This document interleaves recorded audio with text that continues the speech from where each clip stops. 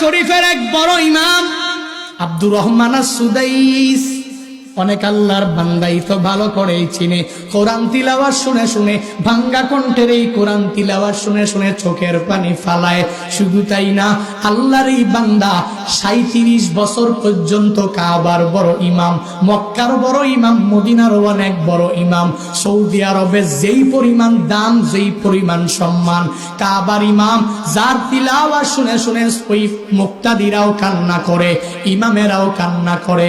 নিজের চোখে দেখে আসলাম গত রমজানের মধ্যে এক আল্লাহর বান্দা ইন্দোনেশিয়ার এক বৃদ্ধ ওই হুজুরের কোরআন তিলাওয়াত শুনে নামাজের মধ্যে দাঁড়াইয়া দাঁড়াইয়া চোখের পানি ফালায়, এক পর্যায়ে কান্না করে করে করে জমিনের মধ্যে পড়ে যায়। তবুও নিয়তটা ছাড়ে না, আবার দাঁড়ায়া যায়, আবার কোরআন তিলাওয়াত শুনে আর হাউমাউ করে চোখের পানি